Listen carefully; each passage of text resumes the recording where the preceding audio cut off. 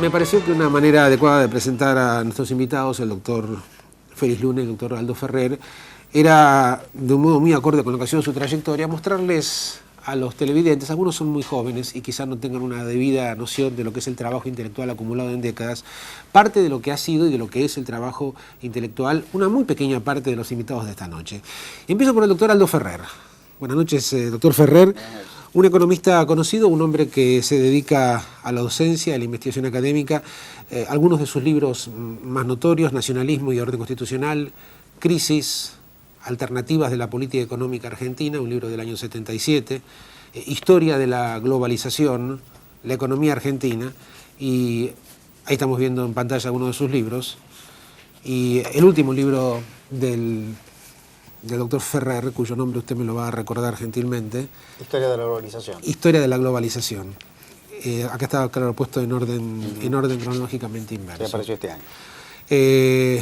Parte de lo que es una tarea que incluye artículos, trabajos universitarios, investigaciones. Ferrer se caracteriza, y esto me consta, por ser alguien que no descansa nunca en esa tarea. Esos son los títulos que quiero mostrarles. Vamos a ir ahora a la obra del doctor Félix Luna. Félix, gracias por estar usted acá con nosotros. Bueno, Félix Luna es un prolífico de aquellos, imposible poner en pantalla todos los libros, pero algunos de ellos que queremos mostrar. Por ejemplo, Confluencias. Por ejemplo, Historia Integral de la Argentina. Por ejemplo, si los ponemos en pantalla sería mucho mejor. Breve Historia de los Argentinos, ahí están.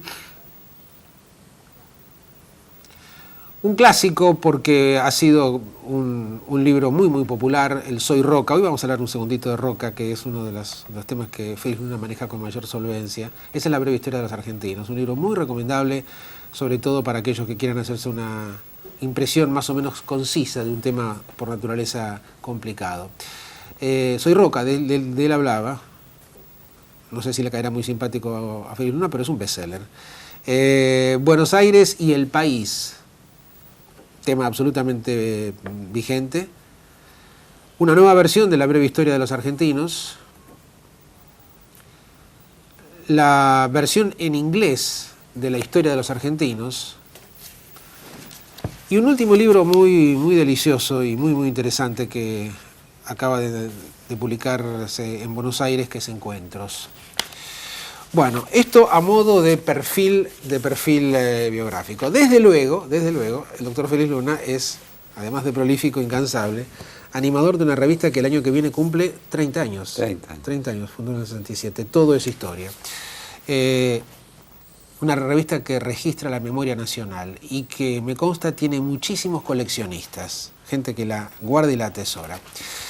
Vamos un poco a las, ¿puedo decir efectividades conducentes o...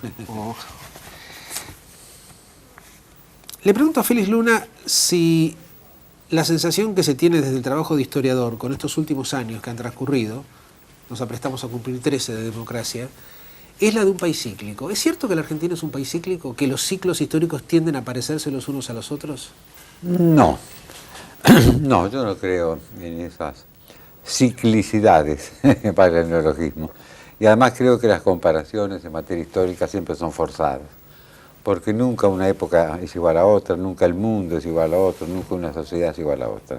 Se pueden forzar comparaciones, desde luego, se puede decir incluso que dado A y B generalmente ocurre C, pero la historia no es una ciencia exacta, ¿no es cierto? Es una disciplina que nos permite mirar el pasado, tratar de entender el presente a través de lo que nos ha sucedido antes, pero de ninguna manera se puede poner a hacer leyes como esta que usted está sugiriendo, Pepe, en el sentido de que la historia se repite, que las cosas vuelven a ser un poco lo mismo en algún momento. La naturaleza humana sí, es la misma. El ansia por el poder sí es el mismo. La política como lucha y como confrontación es la misma en su esencia, aunque cambian los procedimientos, los personajes, etcétera, ¿no? Luna, ¿perdieron vigencia en la Argentina estas famosas líneas que, al menos en mi época juvenil, eran prácticamente el pan nuestro de cada día? Las líneas históricas, hablaba de San Martín, Roca, Irigoyen, Perón. Sí. Hoy es un ejemplo del reduccionismo con que a veces se trata la historia.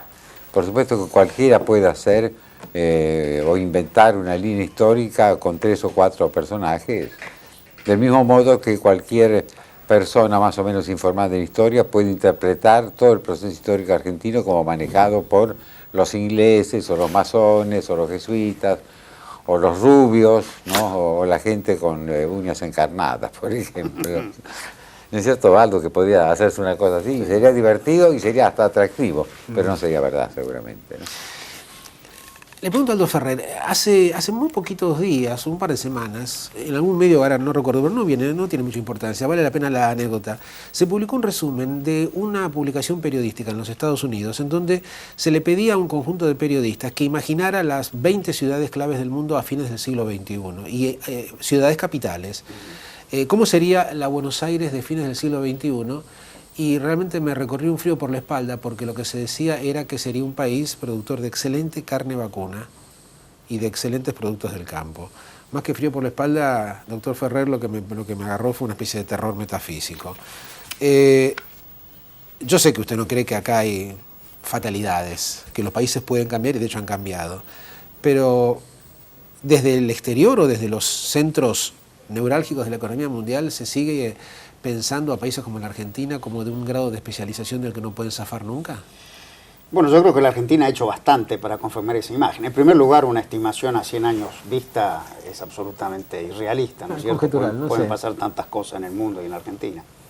Pero yo creo que nosotros hemos dado una serie de señales para indicar que nos cuesta salir de un cierto tipo de estructura económica y de perfil, es decir, esto no se le ocurriría a nadie decir algo respecto, por ejemplo, de Corea o de Taiwán o de países que han crecido de una manera vertiginosa en los últimos 30 o 40 años. De tal manera que yo diría que nosotros, el comportamiento del país en aspecto económico y en algunas otras materias, transmite esta imagen de un país con dificultades para cambiar una cierta realidad.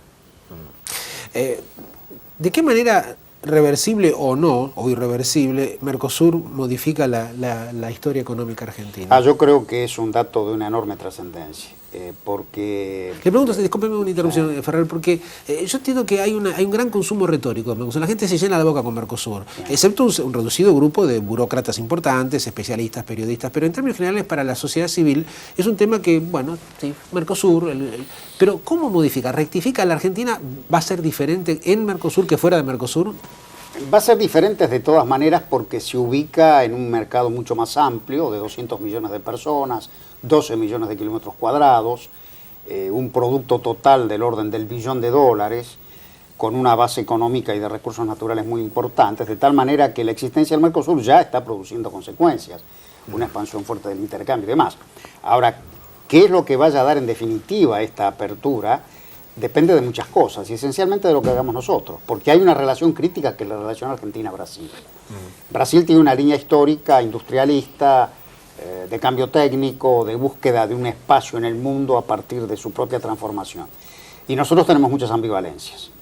Si nosotros no superamos esas ambivalencias y compartimos con Brasil y con los otros dos socios y los que se van a incorporar un proyecto común de desarrollo humano, de integración, de desarrollo industrial, de cambio técnico, es decir, de asumir mayor comando sobre nuestro propio destino, entonces la relación va a ser asimétrica en el Mercosur. Ambivalencia quiere decir que hay dos almas confrontadas y casi simétricamente enfrentadas. ¿Cuáles son esas dos almas, Ferrer? Digo, cuando un país es una cosa y también es la otra, ¿qué dos cosas somos? Yo tengo la impresión que Argentina ha tenido dificultad en su desarrollo histórico de asumir su identidad nacional y un proyecto de constituir una economía industrial avanzada, integrada, como pudo haberlo hecho en función de su potencial de recursos humanos y naturales.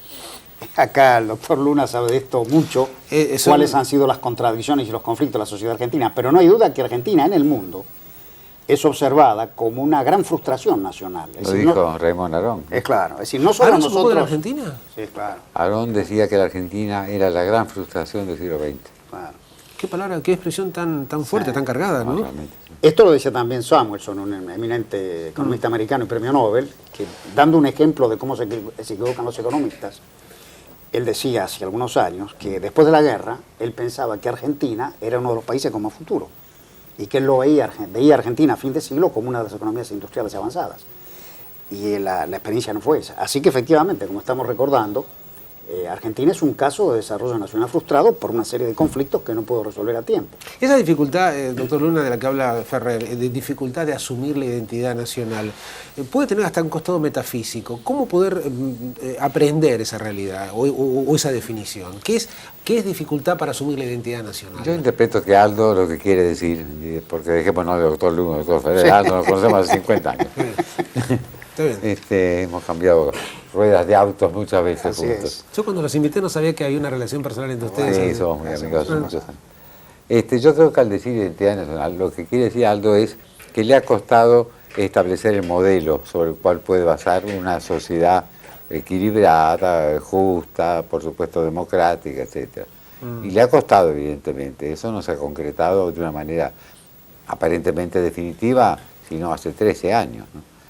Toda esta mitad del siglo XX ha contemplado, no hace falta recordarlo, golpes de Estado, dictaduras militares, gobiernos civiles débiles, etc.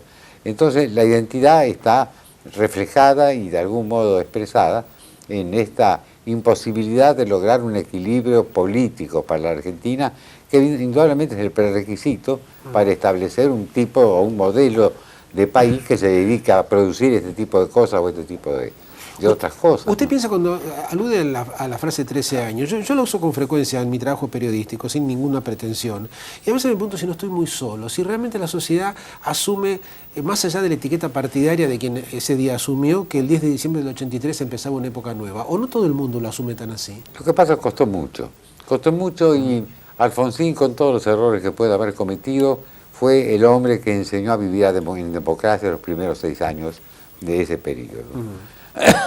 Lo cual era muy difícil, porque no solamente estábamos acostumbrados a gobiernos autoritarios, sino que nuestra conducta particular se había hecho autoritaria también en muchos aspectos.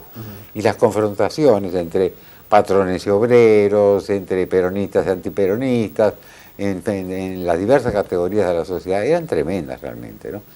Recién ahora estamos aprendiendo a vivir o a convivir más o menos con gente que piensa distinto de uno, y nos cuesta bastante, me parece, a la gente que piensa, a la gente que reflexiona, a la gente que difunde, como usted, cuesta bastante mantener esas pautas que son el sustento del sistema democrático, que van a lo mejor desde la instrucción que se da a un chico para que no haga determinadas cosas o haga determinadas cosas.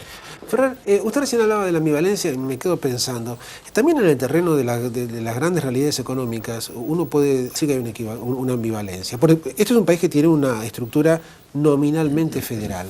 La lectura de los diarios, escuchar la radio todos los días, nos habla de un país que está permanentemente litigando con el tema de la coparticipación, con la asignación de los recursos, como que esas reglas de juego nunca terminaron de quedar claras. En los hechos reales, este es un país unitario. Bueno, el desarrollo económico argentino apuntó en ese sentido, ¿no es cierto? Cuando se realiza el gran crecimiento ligado al mercado mundial, la riqueza se concentra en la región pampeana. Y esto provocó una transformación muy fuerte. En épocas de la colonia, de principio del siglo pasado, todavía gran parte de la población estaba en las regiones del noreste, en Cuyo y demás.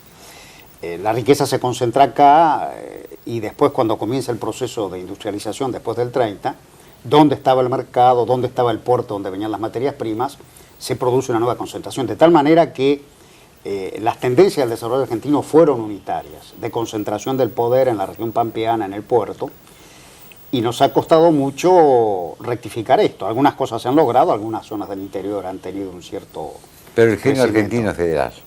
Pero exactamente. ¿No es cierto? Yo El creo que impulso, sí. la tendencia, No, claro. la raíz argentina es federal, no hay Claro. duda. Ahora, esa es la contradicción, esta es la ambivalencia. que ¿y usted cómo decía. procesar esas tensiones cotidianas? Porque uno ve el gobernador que baja a Buenos Aires para solicitar determinado monto de coparticipación. O sea, este estado casi yo diría endémico de menesterosidad, ¿no? De estar en el estado de necesidad Claro, permanente. depende también del tipo de provincia de que se trata. Hay provincias que más o menos se autoabastecen, manejadas honradamente y con una buena asignación de recursos, y otras son permanentemente mendigas ante Buenos Aires.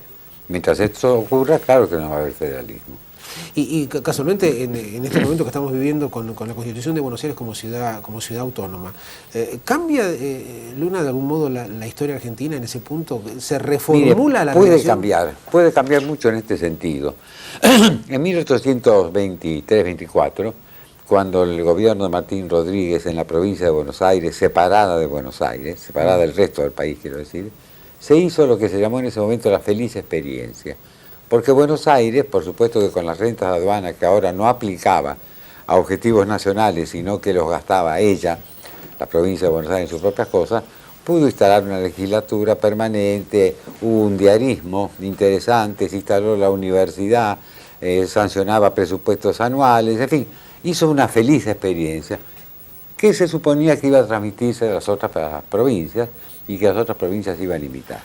Yo creo que podemos estar en vísperas de una feliz experiencia en la ciudad de Buenos Aires, con un estatuto que, dejando de lado ciertas exageraciones que incluye también muchas formas de control y de participación popular. Que son inéditas, ¿no? Que son inéditas, efectivamente, y que se ponen en movimiento y trabajan como deben trabajar, bajo una administración honesta y responsable, como creo que va a ser la de la Rúa, pueden dar un ejemplo a las provincias y pueden convertir incluso al gobierno de la ciudad de Buenos Aires en un testigo, en un referente hasta molesto para ciertos tipos de otras autoridades.